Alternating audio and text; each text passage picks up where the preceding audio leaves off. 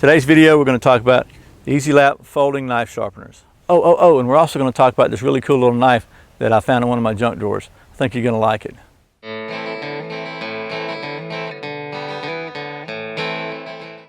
My name's Brian and you're watching Survival on Purpose. Welcome back to Survival on Purpose. Thanks for joining me. As I said, today's video we're going to talk about these EZE Lap folding knife sharpeners, which are pretty much keep these with me everywhere I go now. They're a really great way to sharpen knives, and we're going to talk about the details of them right now. Okay, so these are the EZE Lap folding sharpeners, and there's several different grits available. As you can see, I've got these marked. I did that so I know what was going on. But what's cool about these things is they fold up very compactly, and they unfold into about a 4-inch sharpening surface there. And they've got two different grits, one on each side, which is pretty cool. And I like them because there's a couple of reasons I like them. I like them because you don't have a big hump to overcome when you're trying to sharpen. So I've got a Smith sharpener that I did on another video, and it's pretty cool, but it's got a pretty good size handle on it, so it really gets in your way when you're trying to sharpen a knife. And I'll show you. I just found this little knife the other day, and it's an old timer, an old timer, because it's made in the USA. So that tells you how old this is, and you can see it's not in too great a shape. I just want to show you that it's not really sharp right now.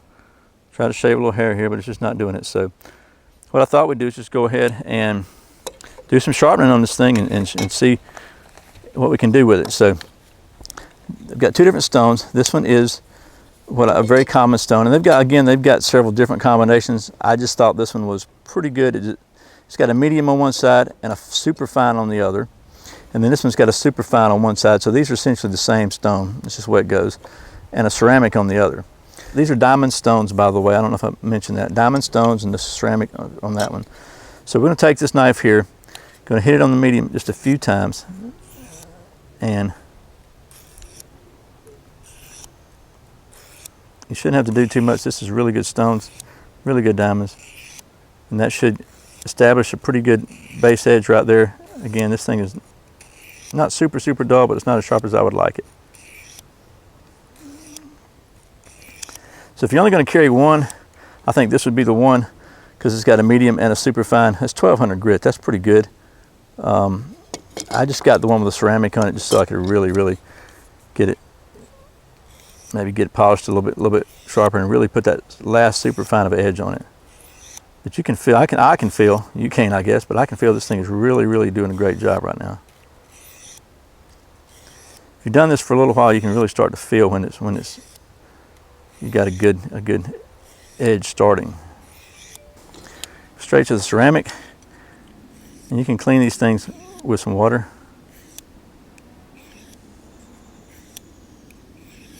Part of how quickly you can put an edge on something is going to be a function of the steel itself, obviously. Softer steels are going to be easier to sharpen and are not going to hold their edge as well. So everything is a compromise when you're talking about knife steel. The harder the steel, the better it's going to hold an edge, but the harder it's going to be to get it sharp. So let's just see if we get anything here now.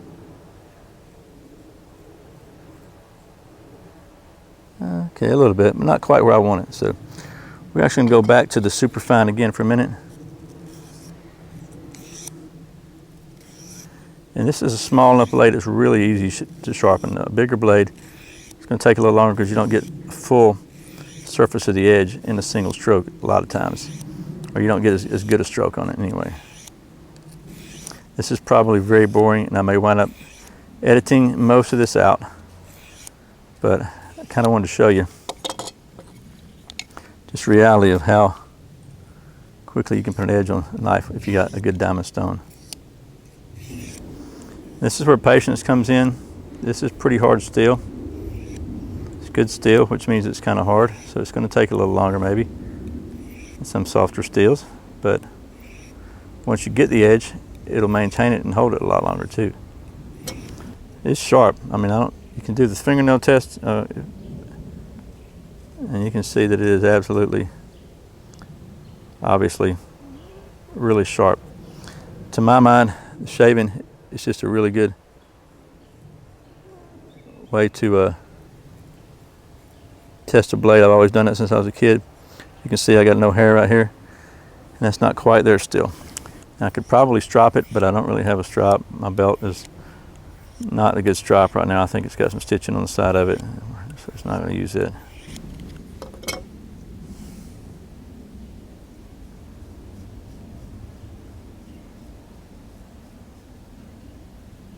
Okay, well maybe it's sharper than I thought. I got a pretty good bit of hair there, so. Okay, well there you go. So, what's that? Maybe 5 minutes, and it still could stand a little bit more, but it is a lot sharper than when I started.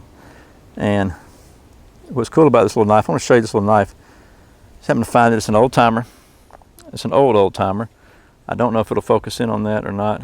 It may not focus as close, but it says Straight USA, and it's actually a lock blade, a little bitty lock blade, which is pretty cool. So, and it's a liner lock, and it's could stand some loving attention, but pretty cool little knife. Thought you'd like that, so that'll be a good chance to demonstrate how well these sharpeners work. It's a little demo kind of the EZE lap diamond sharpening stones. They fold up. They're now, granted these handles are plastic. They fold up pretty good, so I don't think there's a problem with them. I've had these for a couple 3 months now, a couple months maybe, doing just fine for me. So I got the idea about these, learned about these from Andy Tran on Interbark Outdoors. He's got a knife sharpening video that demonstrates these. This is kind of what he recommended, so thought I'd check him out. Andy's a sharp guy, knows a lot about, no pun intended, knows a lot about knives. He's actually the creator of the Tahoma Field knife. Little plug for Andy there, because he does a great job. It's a really cool knife.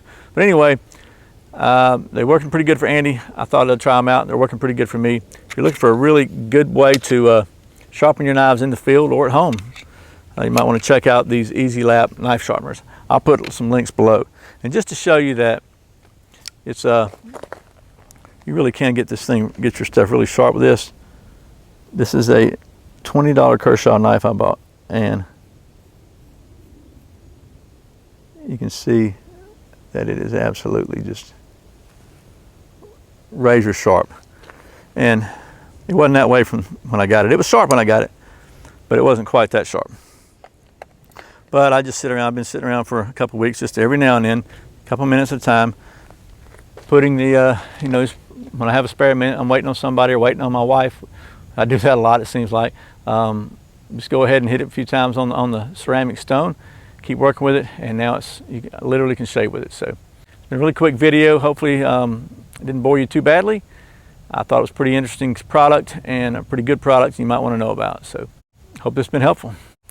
Okay, well, as always, thanks for watching Survival on Purpose. Thanks for subscribing. Thanks for clicking that thumbs up down below. Let Google know you like outdoor type videos. Share it with your friends if you think they'll like it.